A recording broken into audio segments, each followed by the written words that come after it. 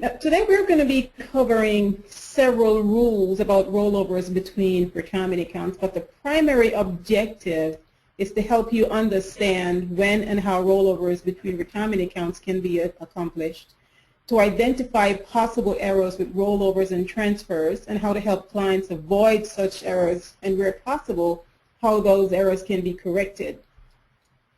We're also going to be looking at the operational and compliance requirement for rollovers and transfers, because I find that that is where mistakes are usually made, because operational requirements are not met.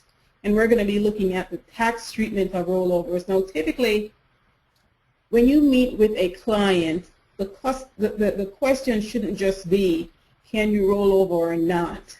But it should also be whether or not it makes good tax sense to complete such a rollover. And we're going to be touching briefly on the tax withholding rules that apply to distributions that are rolled over.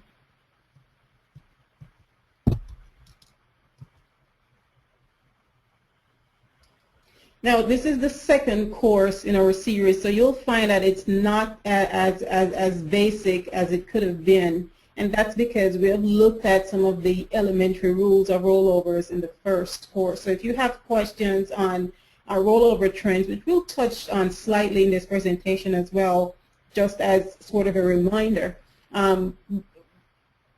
you can go to the first course for that.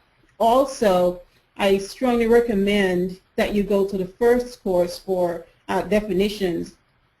Now, this may seem too basic in some regard, but I can't tell you how important it is, because every time I talk to a financial advisor, or for most times that I talk to financial advisors, I find myself having to redefine what the different terminologies mean.